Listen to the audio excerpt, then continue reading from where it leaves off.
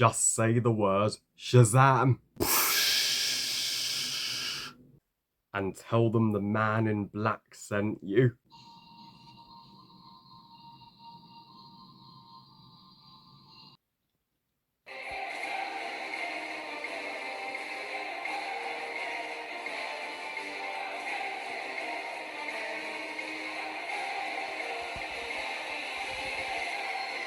Black Adam, directed by Jermaine Colette Semaine, and is the 12th installment in the DCU overall, as well as the only DCU movie to be released in 2022, literally. So Black Adam tells the story,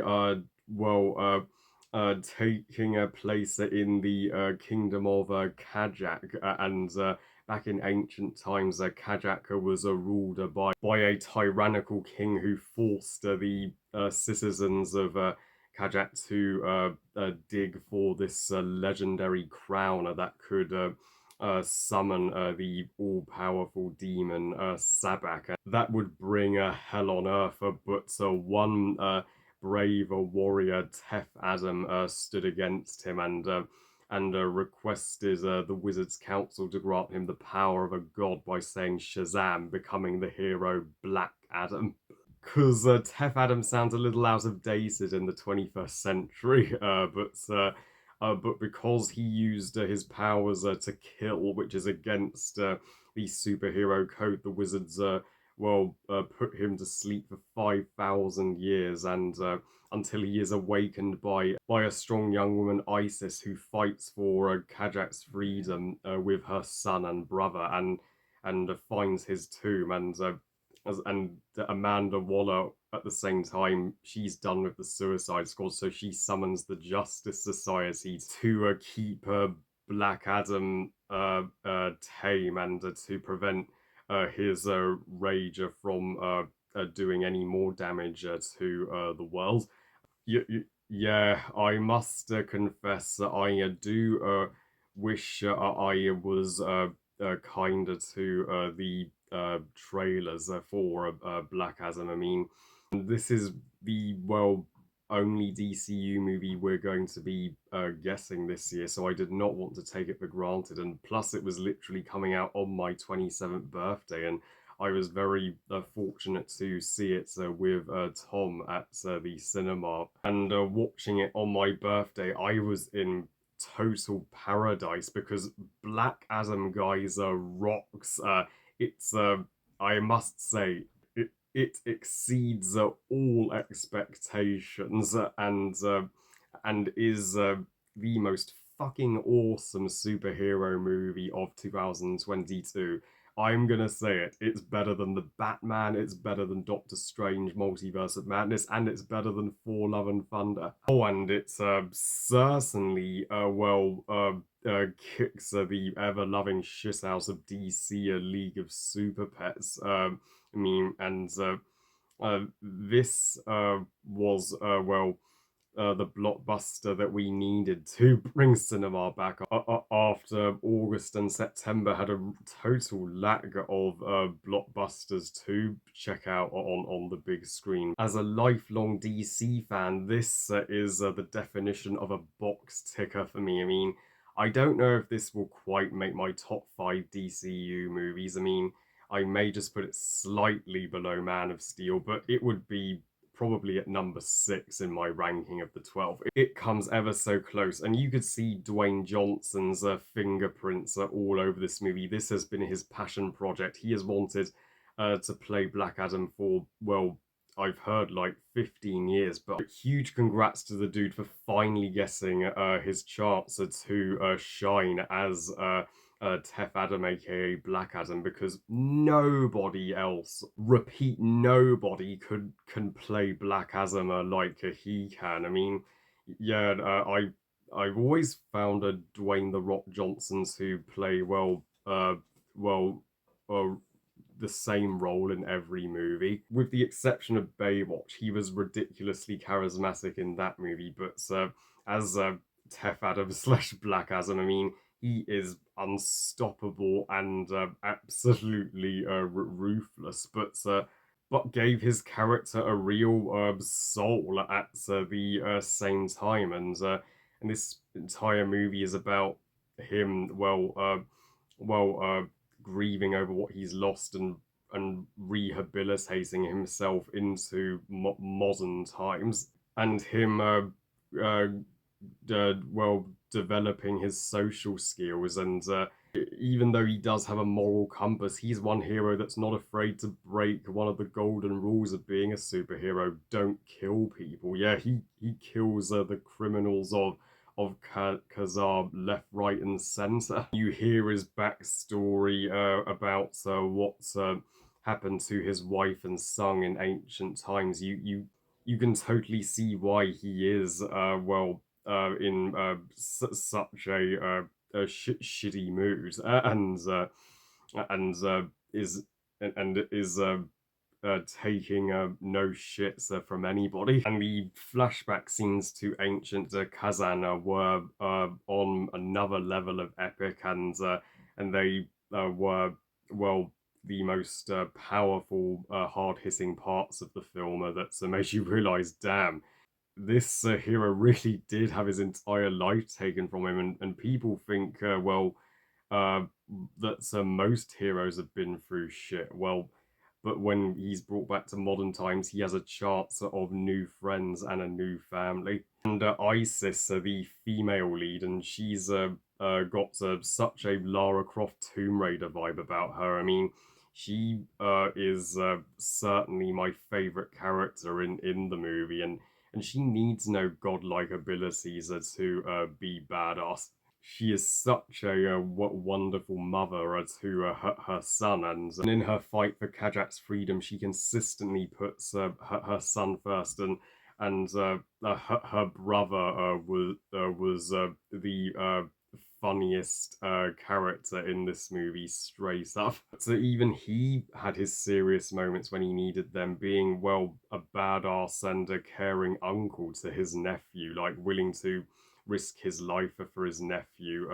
And the son was like, well, he became like a second son in a way to Black Adam, and he totally idolized Black Adam, and had DC posters just scattered all over his wall in his room. I mean, and and while he's a nerdgasming out at Black Adam's abilities, he's kind of takes the role of Freddy in Shazam, where he's well giving Black Adam a catchphrase and a name. This movie is kind of like Shazam, just with a far darker tone. It's the Shazam of the dark side, which I loved. And so yeah, the entire family who awakened Black Adam and took him in were such inspiring characters that we need more like in the superhero genre. And the Justice Society. I mean, we've had the Justice League, we've had the Birds of Prey. Now here come Amanda Waller's new special team to protect the world.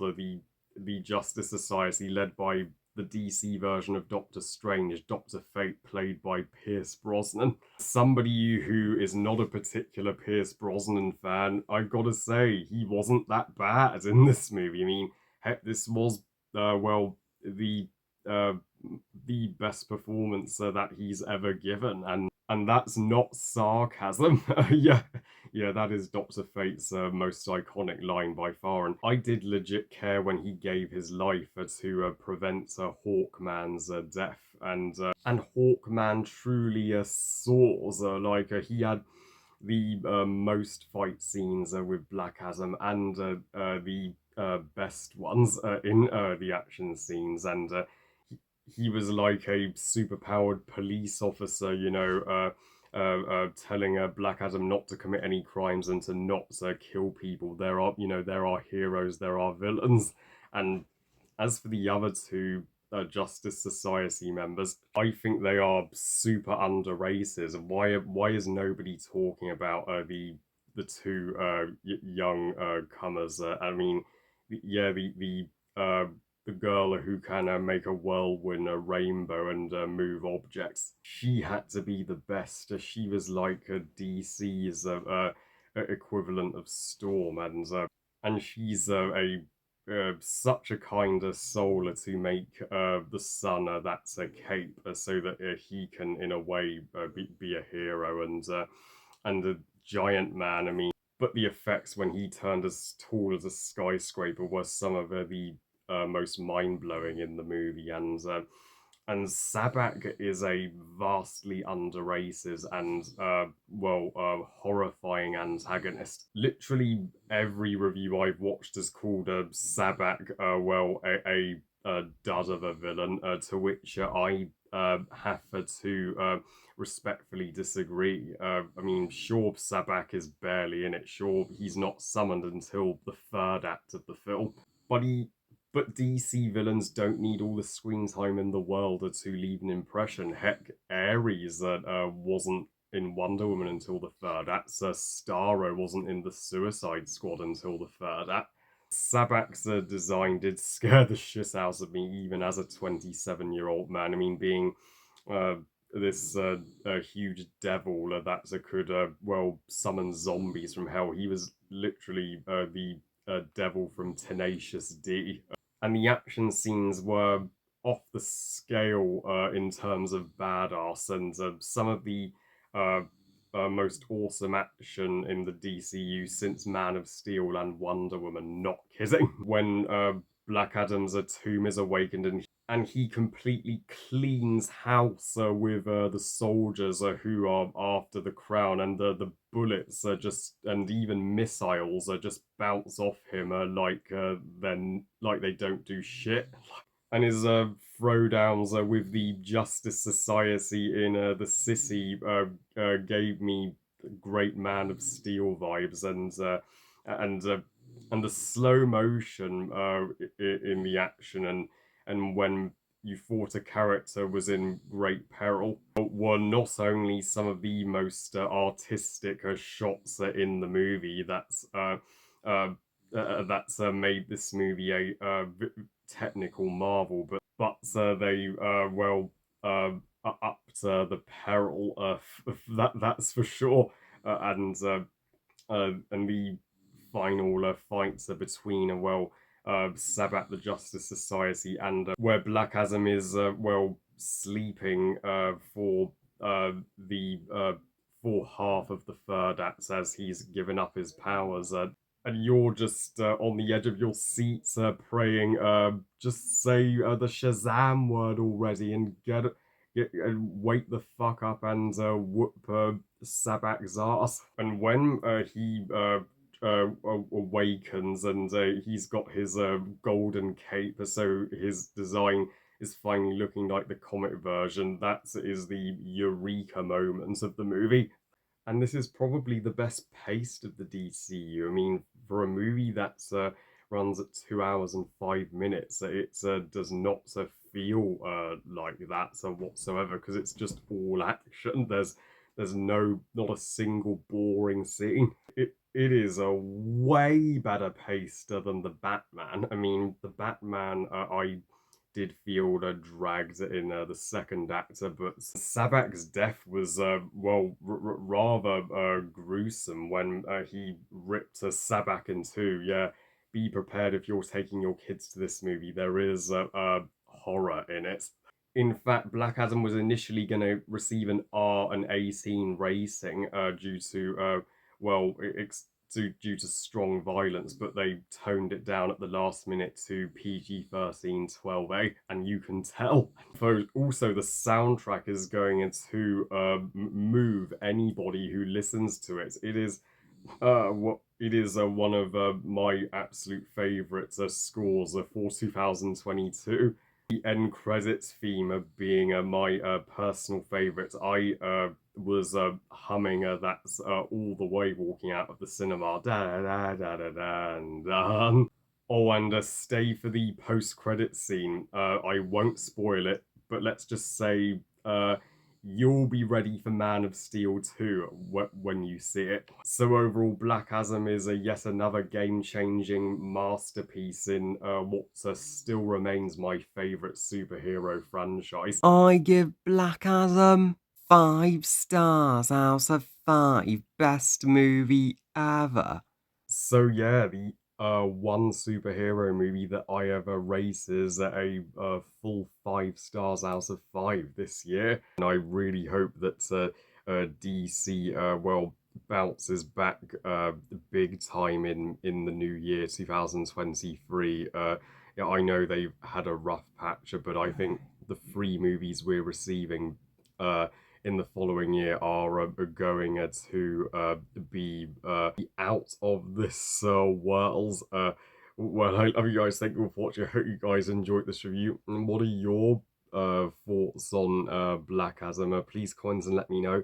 Please like the video and subscribe. Please follow on Twitter and on Instagram. And I'll see you all next time when I reviews of the Tigger movie and Piglet's big movie coming your way. And remember, movies are us. Bye, guys.